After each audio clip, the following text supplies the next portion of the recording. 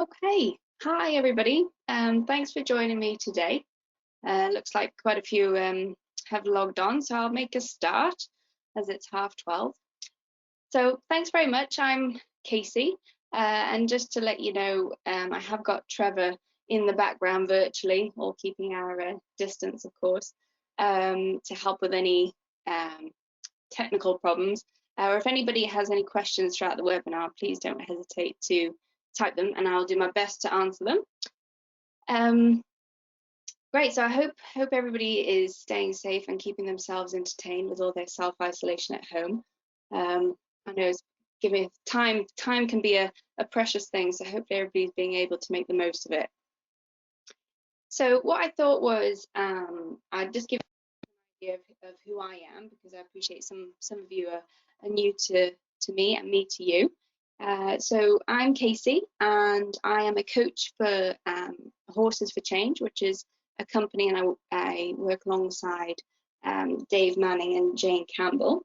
And we basically, our main aim is using horses for leadership skills and team building skills, along with self and personal development. And people always think, oh gosh, how on earth can horses help you in the workplace? But it's quite amazing how they basically reflect a lot of what we say and do with our body right back at us, and make us think about ourselves more and be a lot more self-aware. So my main background is, like I say, doing that, and also using horses from a more therapeutic point of view, where they can help us with our confidence building, self-esteem, and all those sorts of more personal development side of things. And merging the horses together more into the corporate side of things has really been quite an easy thing to do, for some of the reasons being, which I'll touch on as the webinar goes on, but also for other things such as making us more aware of our emotional intelligence, soft skills, and team building skills, all these things that I think a lot of us take for granted and don't necessarily give a lot of put a lot of emphasis on, shall I say. And it can be quite refreshing having an animal make you think about yourself and what you can do differently. So just going into the drivers. So know your drivers and how they affect your behavior as a leader. Now, some of you might not have heard of drivers before. It's a terminology that isn't always used. So hopefully I'll be able just to give you a bit of an outline of what they are, why they can be useful to us both as leaders of either of ourselves or people in the workplace, whether you're in a managerial role, whatever it may be, and look at this information as a little bit of an extra tool to add to your toolbox. Okay, so who and why? So drivers came about in 1970, actually, by an American psychologist, according to Kayla, shall I say, is his surname, and he categorized them or characterized them into 5 different ways that motivate us as people. So ways that basically our way of being, what people see us, how they perceive us, and the behaviors that we outwardly give. And it can be really helpful to be aware of them, because they have pros and cons, in a way that, because they affect our thinking and our behavior, as we all know, sometimes we don't always give ourselves that time to step back and think about our responses to a certain situation. We just react rather than actually respond. So I'll talk through a little bit more about why they can be positive and negative. And also, they give us a choice to not be led by this sort of unconscious impulse, because these are deep rooted. Our drivers are with us from when we're children. So all those as children, when we've been influenced by either our parents or a teacher, and we've been given positive or negative feedback in certain situations, has then led to us creating almost these tools of our own of how to cope in those situations, either to get more attention or to retract away from a negative situation, whatever it may be. And those have then, as time gone on and we've become adults, they've either got stronger or less so. and therefore are something that we subconsciously draw on to either help defend ourselves in a situation or make ourselves bigger in a situation, anything like that. And like I say, these are all subconscious, so we don't actually consciously know that we're doing it until we become aware of them. And all of this can be really helpful to become aware of, because it'll make us more effective and more productive in our work life and also home life, I guess, for that matter. So these 5 key drivers that I'm talking about, that Kayla put into categories, they consist of be perfect, be strong, hurry up, please others. And now, if some of you have heard of drivers before, you might be already thinking, oh gosh, I'm probably that one, or a little bit of that one too. And some of you might be thinking, well, that absolutely makes no sense to me at all, which is fine. Because like I say, even though, they were brought about back in 1975, unless you sort of have been given them as a tool to use or somebody's spoken to you about them, they're not really something that everybody knows about. So just going back to a little bit of the why, what's the purpose? Because once you understand why you're doing something, so for example, if somebody asks you to do something, your impulse gut wants you to reply, and then when you think about that reply, you're actually not too happy with your response, because if you'd taken the time out to think about what you actually wanted to say, it would have been different. It's looking at why and understanding why you're thinking that in that moment, because once you then start to recognize it, you then can recognize the behavior, that impulse behavior that's just happened. And then making a conscious choice, if you could have that scenario played back to you all over again, make that conscious choice to do it differently. So, stopping it at the understanding before you have the outcome or the response that actually has led to a negative situation or a positive one, for that matter. But understanding the flow of how it all connects and how it's all quite deep rooted. And it's only once you start to become aware of it can you start to make that change. So the drivers themselves, you have those 5 categories, but to actually find out which ones you sort of come into, it's not guesswork. Basically, there's a questionnaire and there's plenty of links online. If you guys did want to have a go at doing this, you can find. And basically, it's a question that consists of 25 questions that Kyla put together, and he gets you to basically, you've got to respond with your gut. What your gut says straight away, you want to go with that answer, because if you stop and think about the question too long, then your rational mind, your conscious mind starts to come in, and you probably start to overthink things. So you want to go with that subconscious gut feeling of, yeah, that's my answer, yes, no, maybe. And once you then categorize you tally up your numbers, you then tally up and you then put into one, 2, or 3, or 5 of those key drivers. And it's important to note that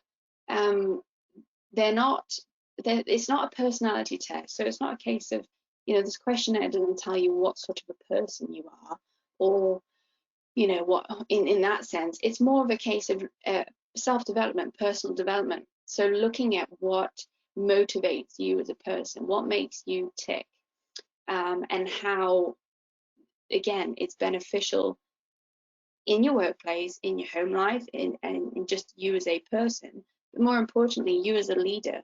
Because only as you as a leader or manager, if you were to know yourself in and out and what truly drives and motivates you, can you then start to look for it in others? You can't expect to see it in others if you don't understand yourself, surely. It's almost kind of doing things backwards.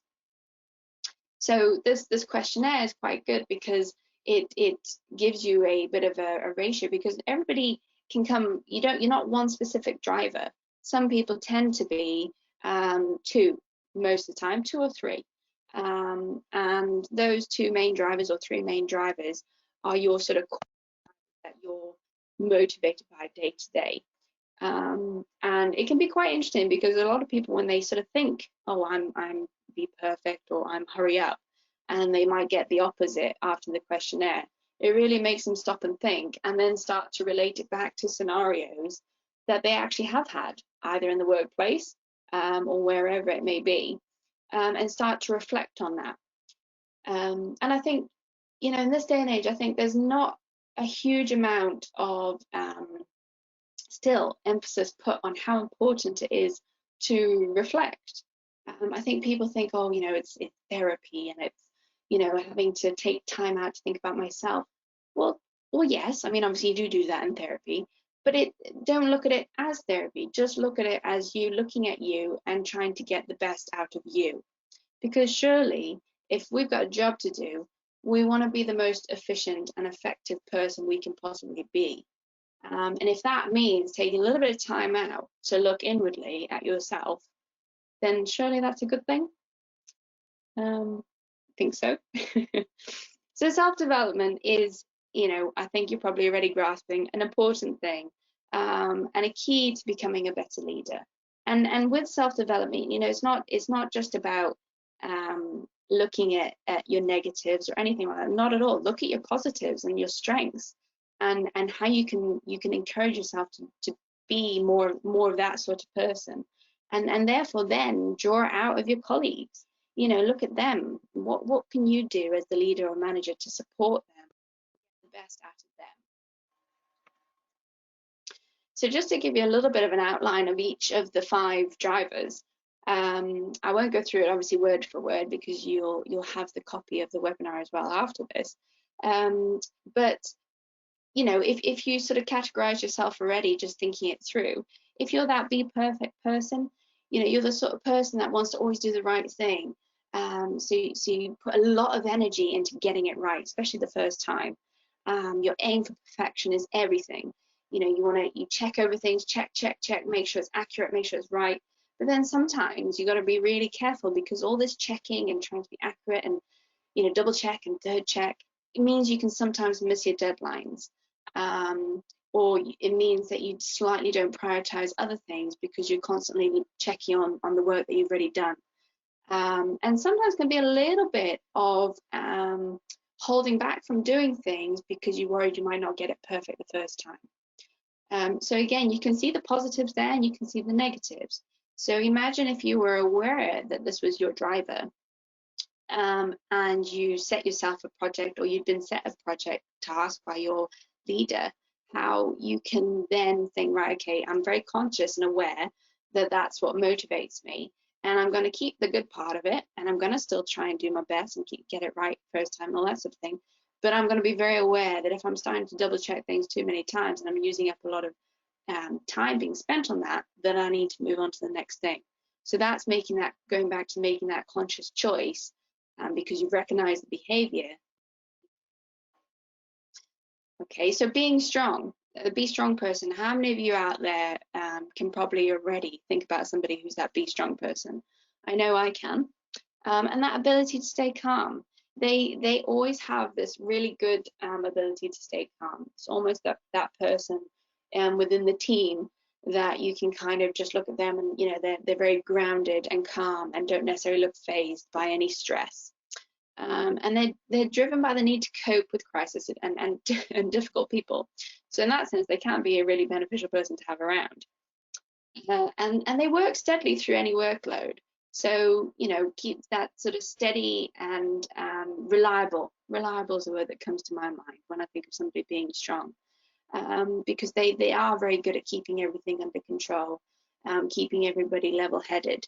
And because of this, sometimes, although it makes it sound like they're quite a people person and in there, they can actually sometimes come across quite aloof and a little bit on the outskirts, and not necessarily needing that people to people sort of contact constantly. And because they're quite confident in their own ability and what they do, they don't always necessarily ask for help when perhaps sometimes they could. Again, this can be both a positive and a negative thing. Sometimes because they want to be that, I've got this, I've got the handle on it, I'm on it. you know, I've got this deadline, I'm going to be, it's fine. But actually, as time goes on, they're starting to not quite meet that deadline. But their be strong driver is so strong, it won't allow them to ask for help. Why not? What's wrong with asking for help? Who says it's not okay to ask for help? These are all the sorts of questions that once you get to know your drivers, you need to ask yourself. Because if you don't have an answer for that question, well then why not? Why not ask for help? Because again, it goes back to that subconscious little moment when you're a little kid or even a teenager or whatever, where you have put in something in place to help keep you, make you feel secure, that for some reason it's either not okay to ask for help or you don't need to ask for help because well, so that can be a good attitude, because you know that does make you a strong person, make you crack on and do things. But sometimes you could get it done quicker with a bit of teamwork. So that hurry up person, I know I've got a little bit of this in me. How about you? Any of you got that? So the hurry up person, you got to do everything quick, because if you don't do it quick, well, you won't get everything done. But surely a lot of this comes down to our time management. And what is time? If you start to break time down, well, there's an element of, I know when we're all in the workplace, you know, we've got a strict agenda, a lot of us, haven't we? We've got to do X, Y, Z today, and we've got to get it done. If we don't get it done, then there's going to be, you know, measures put in place or a penalty or whatever it may be, a negative. Whereas if we were to look at, okay, well, what happens? What happens if I don't get it done? So this person, they're really energized by deadlines to meet, and they always seem to manage to squeeze loads of different tasks in at the same time. But although they're really good at meeting deadlines, if they are given a deadline in the far, far future, say months in advance, they're more likely to do the work closer to that deadline. So they're not going to, you know, prepare themselves and organize themselves and do a little bit to the breakdown of that month deadline. They're more likely to leave it all to the last minute and then get it done, because it's that sort of deadline pressure that is a driving force for that hurry up. So which then leads to them possibly making mistakes, and not necessarily picking up on things that they might have done if they'd given themselves that time to, you know, look over the work or whatever it may be. And then we've got please others. This is a really nice sort of person to have around, and I'm not saying that all the other drivers aren't, of course they are, but the please others sort of person, they're quite, when you start to think about you know, if you guys start to think about your team now or even some of your friends, the please others person, I think, is quite a person to see that that's one of their key drivers. They're always a very understanding person. They tend to be that person in work that everybody goes to, you know, just have a shoulder to either moan or have a rant about, or you know, just somebody that's going to sit and listen and really truly listen, you know, with everything, every part of their being. Because this person's quite intuitive as well. They're very sort of usually can pick up on people's either different moods or whatever quite intuitively without necessarily needing to ask how that person is, because they'll notice slight body language cues and other signals that a lot of us might not necessarily pick up on. You know, for example, the hurry up person, you know, they're quite set on their task, and they've got to do this and got to do that, and not necessarily, and they're then going to miss all the slight smaller cues of body language or signals that maybe the please me person might pick up on. So sometimes this person, they can avoid an element of risk, because that risk could be, you know, saying something uncomfortable towards somebody else because they're worried of upsetting them. Or the risk could be taking themselves out of their comfort zone a little bit to do something that they don't feel too comfortable about. They're not the greatest at doing that, because mainly due to upsetting someone else for whatever reason it may be. So therefore, they can be pretty cautious when it comes to giving other people an insight of what they might think, on their, whether it's on their work opinion, because again, They either don't want to upset them, but also they're worried about being ignored, so not truly heard. So even though they're really good at being the person to sit and listen and hear other people out, they worry that they may not necessarily get that from others. So you try hard. Again, I bet you get a lot of these sorts of people in your team, and you can probably all think of one now, or even in yourself. You know, everybody wants to try hard and be the best that they can possibly be at their work, and do their best. And I think, again, this is why it's so important as managers and leaders is where you can encourage that person to be their best. If their main driver is a try hard person, or driver, they're already having an inner battle. So they're, whether that's conscious or subconsciously, so they're already trying to do their best they can possibly do. Whether it's pushing themselves out of their comfort zone or whatever it may be, they're trying their best. So if you know that, and you can then put support in place that will allow them to be able to fight back with that try hard driver a little bit more, and sort of push the negative side of it down and get more of the positive, then how good would that be? I think that'd be fab. So these people really are usually enthusiastic. They get involved in lots of different activities, and they tend to be the person that will, put their hand out to anything, volunteer wherever needed. And they're pretty keen on always trying new things, because again, it's that sort of excitement of doing something new. But sometimes they can turn the small jobs into quite big jobs. So where some of us may think, gosh, well, if you just did it like X, Y, Z, you would have got there in 2 minutes. Whereas they might go, around A, B, C, D, and then get to Z. And you sort of think, God, why have they done it that way? But again, if you understand that the reason why they're going about it that way is because somewhere in their subconscious, something's pushing them to say, this is what you do, because they've got to try every possibility before they can get to Z. And to them, that's quite important to them to do that. It's quite strong. These drivers can be quite strong in some people, in comparison to others. So, if you think about, put yourself in their shoes, and if they've really got to try every possibility to get to Z, and you're thinking, well, I really don't need to, because I don't care what, B, C, and D consist of, it gives you a bit of an insight. So these people, they can also become bored.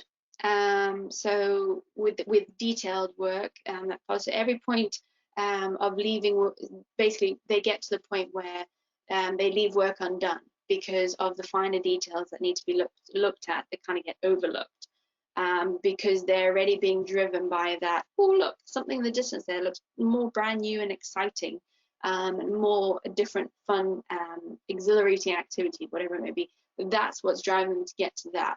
So let's, at this point now, let's skip all those possibilities and get to Z.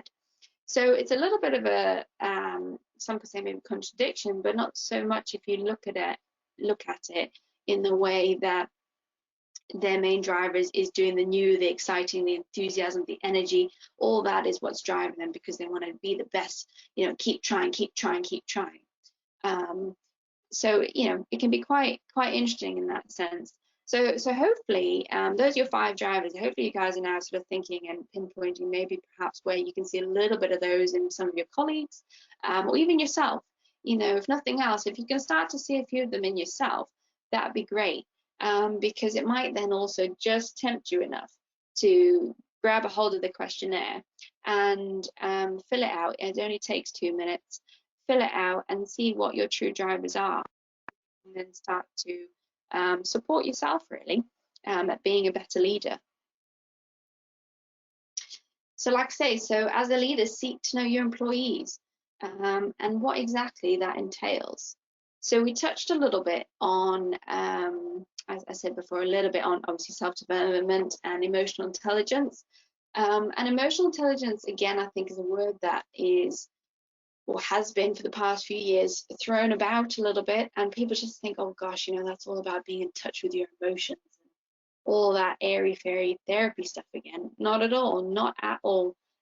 Again, there's a lot of merit to emotional intelligence when it comes to just being self-aware, being in touch with your soft skills. I like to call them soft skills because they consist of your social skills, whether it's building relationships in the workplace, whether it's becoming more self-aware of yourself, and doing all the things that I think, again, we don't give ourselves enough time or credit to do, like active listening, truly actively listening. And I mean that with your whole body, not just your ears, you know, listening with your ears, taking in everything that that person's saying. You know, are you one of these people that assumes? I think we can all be guilty of it sometimes, where we have already made up the answer that we're either going to respond to that person who's still talking to us, you know, so we've already got the answer in our head. We haven't allowed them to finish speaking, say what they want to say, or ask us what they want to ask us, because we've already decided what the outcome's going to be. Well, that's not truly actively listening, is it? And when I say listening with your eyes, you know, taking in everything, so taking in the body language. Is that person comfortable talking to you? You know, are they a bit fidgety? Are they, you know, holding eye contact? Are they, you know, what's their breathing like? Are they quite anxious speaking to you? Or are they quite calm? You know, are they that be strong person where they're just cool as chips? You know, quite confident in what they're saying to you. They're okay. Or are they that hurry up person where they've got a little bit of, you know, quick, gotta go, gotta talk to you, and actually everything that they're saying to you is all a bit of ramble and not making much sense. And it's for you as the leader or the manager to do all of that, but use it again as a tool. So I think body language again is not given as much credit. Us as people, I mean, 93% of our communication is verbal.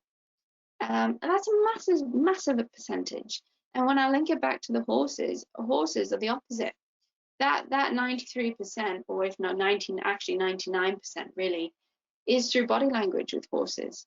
You know, they don't talk to each other like we talk to each other with English and verbally. Yes, they whinny and they nick and all that sort of thing. But this is why they're really quite important. They can help us with learning more about our body language and what we're truly saying. Because when I bring it back to what I mentioned in the very first slide about our subconscious, this is where our subconscious is talking for us through our body language. So our subconscious, our gut feeling, you know, that feeling that you really get in your tummy, that is our subconscious talking and basically saying what we truly feel and mean. What starts to come in where we start to not be congruent with ourselves is when our rational in our conscious mind comes in and we start talking. Not always, obviously, not always, don't get me wrong, but us as people, we're very good at saying something with our voice and talking, and our body and our gut is going, oh no, I don't agree with that, I'm actually saying the opposite. But if you're talking to somebody who isn't really aware of body language or hasn't got an inkling of what they're looking at or picking up on, then they're just gonna, you know, hear what they hear, which is your verbal talk, and either believe you or not believe you. And day to day, we're constantly having these sort of conversations with people and having these interactions with people where this is our way of communicating. But imagine if you became more self-aware of what your gut's saying, of what subconsciously you've just said with your body, but your voice has just said something totally opposite. And if all of us as people, whether it's in the team, whether we're the leader, if we were all had played our part in being more self-aware of ourselves and others, how more effective our communication would be, how more efficient we would work as a team, you know, how more just cohesive as a team you would be, and the understanding of one another would be so much better and stronger than perhaps it might be already. I think that's really quite vital. And perhaps again, do we give ourselves enough on that in the workplace? I don't know. So, like I say, take it back to you, because it only is going to start from you as the leader. You know, are you that leader? Are you that inspiring leader?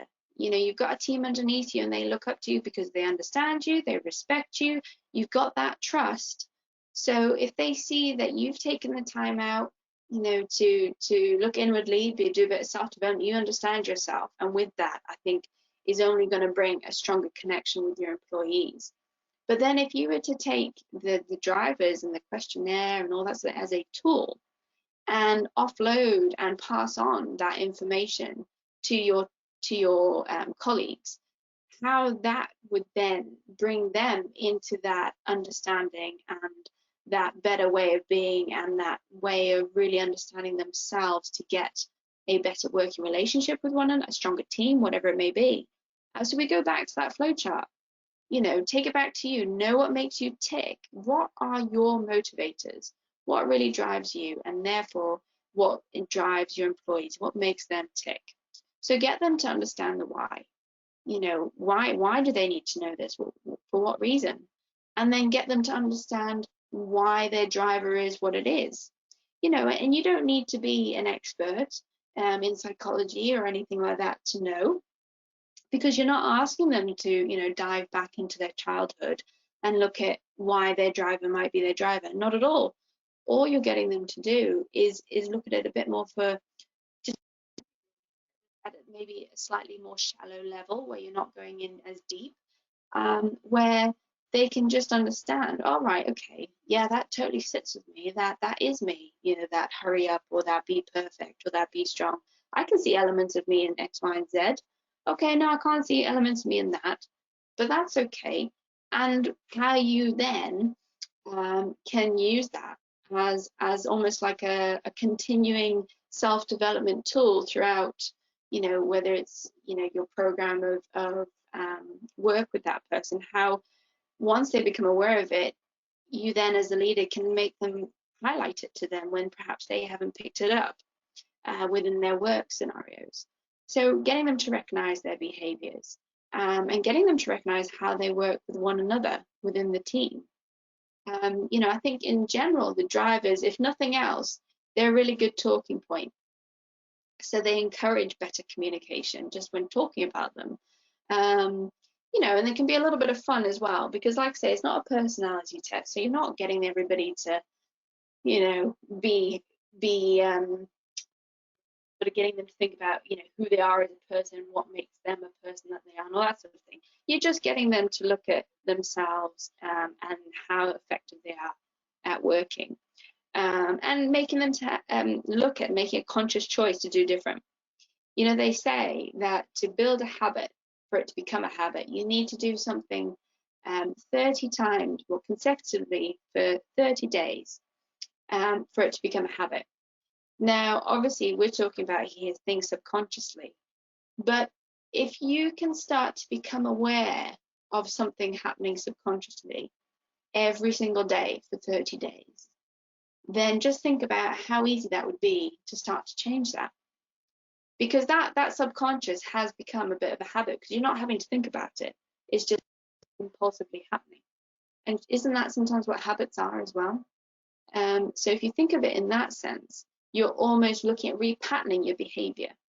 And only you can do that because you've got to be more self-aware to be able to then do that. That's the key. So, like I say, look at it as a tool. It's a tool for a big toolbox that I know many leaders and managers out, and you guys out there have. And everybody's different. So each person is different, each character is different. And you can't treat everybody the same. It just doesn't work. And I'm sure you all, you know, probably have scenarios where you can relate to that. Because if you were to treat everybody with the same sort of like, you know, the same brush, basically, you're going to get holes where people aren't necessarily going to be able to live up to those expectations, or whatever it may be, that they don't feel that they can for whatever reason. And therefore, you're going to then get holes in your workplace. You're going to get holes in that project that you're trying to implement. You know, your team's not going to be that productive. You're not going to be that efficient. So, a tool to encourage that productivity and efficiency and be that motivating leader, be that inspirational leader that they're looking up to, that they have respect for. Because remember, respect goes both ways. And in you showing respect and taking the time to support your colleagues. And remember, this is a form of support, this tool. They're going to only receive that with respect and understanding and appreciation. The fact that you're taking that time out to spend the time on them through their self-development. Because at the end of the day, you are a leader of people. You know, yes, you're a leader of your workforce, and you know, you've all got your titles within your workplace. I appreciate that. But at the end of the day, you are leading people, and you need to understand your employees. You need to understand your people, for a better way of putting it. Because you're going to be that driving force. You and yourself can be a driver to encourage them, to support them, to be that person, say, hey, come on guys, follow me, or here you go, off you go, I'm right behind you, supporting you, whatever that may be. Imagine yourself having gone through this self-development, and I'm, you know, we're not talking weeks or months or anything like that. We're talking, you know, we're talking a matter of time, basically, and that time could be hours, it could be weeks, it could be months. It depends on how much you want to invest in yourself. And imagine if in a workplace where you're so in tune with your colleagues that you're constantly that one step ahead of them. So you're that one step ahead that allows you to see things coming. So to see that person who's starting to be a little bit too concentrated on checking over and over their work because there'll be perfect drivers coming into play. So they're starting to waste a little bit of time. They need to understand that the work they've done is brilliant and it's good enough and it's great, and let's move on to the next task. You know, be that leader that's one step ahead, that's seeing that person who is really trying hard, or the please me driver person who is so intent on pleasing others around them and doing everybody else's work for them, and that they're actually letting some of their work go. And being ahead, say, you know, pick them up and say, right, let's get back on track. This is the way we need to go. You know, imagine you were always that one step ahead. And I'm sure even at this moment in time, some of you out there may already be that one step ahead. But again, it brings you back to, right, okay, I could be that one step ahead for 5 of my colleagues, but these 2 colleagues over here, I still haven't quite got to grasp of what it is they need, or what it is that, you know, from a support point of view, that would encourage them to be more efficient. And this tool could be for them, you know, not for everybody, but it could be for them. And looking at it like that, where bringing their awareness to those things, and doing it in a way that they don't take it as a negative. So you're not getting them to become more self-aware of their drivers because, you know, you're saying it's because of these, it's your, you know, that's it's because of these that you're basically not doing your work. Not at all. It's a case of looking, you know, putting it to them in a positive way, that it's a tool for them as well, not just a tool for you. So, you know, brings it back to working alongside them, to encourage them to work to the best of their ability, which, remember, obviously is only going to have a knock-on effect to the whole team, which is then going to have a knock-on effect to the whole project that team is implementing, and therefore a knock-on effect to the whole culture of your company or your business. And surely that's what we should all be striving for as leaders. Again, you know, it comes back to people are people, and people are what make things happen, and leaders are what make things happen. So time, I think if nothing else, time is something that, well, at the moment, I think we probably have a lot more of in some sense. I appreciate there's still a lot of people out there working and who haven't had to, in our current situation, bring themselves into isolation or stay at home. But time is something that is so, so important. And I think that time in itself is something that we as humans have put on ourselves. You know, if we didn't have time, what would our days look like? You know, would we naturally structure our days in a way that becomes a habit? Or do we think that some people would struggle without time? You know, the concept of time is one of those things that if you think about it too much, it can be a bit of a mind boggle, I think. So if you think about time, give yourself the time to see, hear, and listen. So go back to that active listening, go back to that emotional intelligence, where you're drawing on everything, pick up on people's moods, and take the time out to ask them how they are, and really mean it. Don't just, oh, you're right, just because that comes off your tongue. Truly sit and ask them, how are you today? Because becoming aware of their mood on that day is going to have an effect on how they work that day, how they interact with their colleagues that day, how well they hear and listen to other things, your team meeting during the day or anything like that. So take the time out to really draw on those self-awareness things, emotional intelligence things that we've touched on in the webinar, and give yourself and them the time to recognize the behavior that's either come from anything that's been heard, seen, or said, and then ask why. Why is it positive? Is it negative? If it's negative, then why? Because you can then learn from it and then develop it. Learn, okay, they reacted in this way because of forever X, Y, Z. Next time, you're going to be that one step ahead. You're going to influence the situation where you can, and therefore you're going to develop it and work forwards into having a better situation next time, a better response, a better outcome, whatever that is that you're looking for. And then the time to implement the change,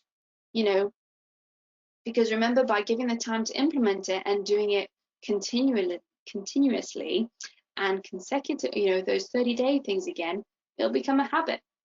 Okay, well, I appreciate we don't want everything to become a habit because it's not ideal and it's not necessarily needed, but it's a case of having the time to implement the change and put it into action where it is beneficial and needed, because that's when you're going to get the success. And anywhere in there that you can take the time out to set yourself and your colleagues up for success is huge, because it's that time before and that preparation before to encourage that success that is going to have a huge influence on all those drivers in a really positive way. If you think about it from a point of view, again, draw it back to when you're a kid, and those people have been influenced, how have they been influenced, either in a negative way to make that particular driver quite strong. You're helping by taking the time to set them up for success to repattern it in a positive way. So they're more likely, that driver's more likely to become influential in a positive way than in a negative way. So if you can imagine, if you as the leader gave yourself this time and your colleagues this time, what on earth would your company look like then? Surely that'd be a really positive and good thing.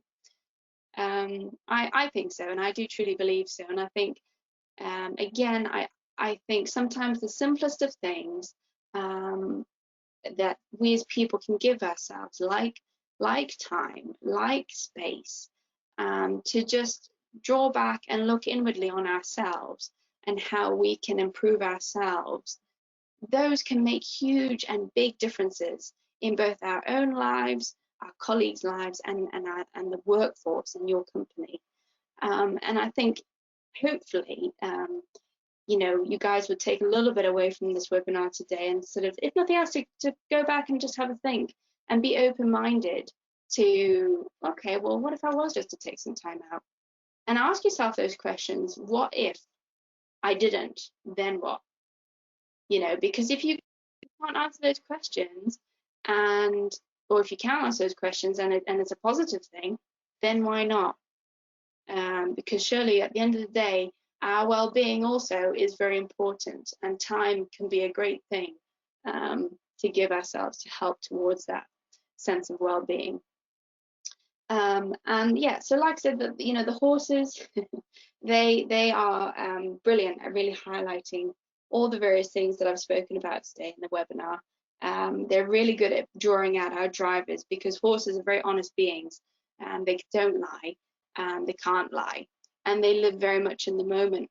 So they're great at showing us what a true leader we really are, and how effective we are as a leader, and how good our communication is or isn't, and how in touch we are with our emotional intelligence, our soft skills, our body language, our true inner way of being. So that's why, you know, when we're working with the horses and doing our leadership and team building and all that sort of thing, the horses really are amazing for this work. And I think sometimes are a great way, a medium, shall I say, of highlighting a lot of the things I've spoken about today to people in a very subtle, honest, and gentle way, really, where sometimes people wouldn't necessarily appreciate being told it, shall we say.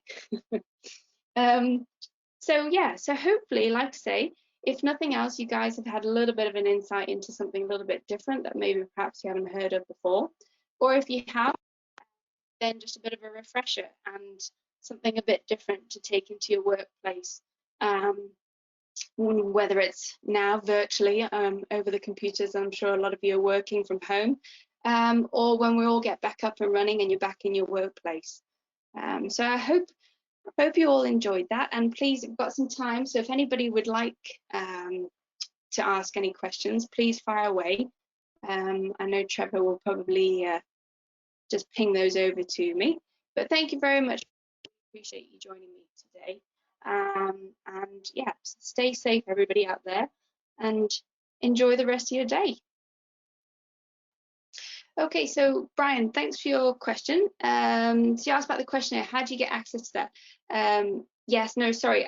It was actually something I was going to give as part of the webinar, but basically, if you type in Kahler, so Kahler, driver's questionnaire, his main one from that he basically implemented in 1975 will come up on Google. If not, what I'll do is when we send out our webinar, I'll just attach the link at the bottom of the email for you, so that way you can pop on and use it.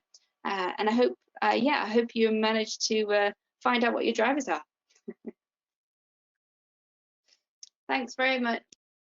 Really, yeah, enjoyed having you listen. Thanks.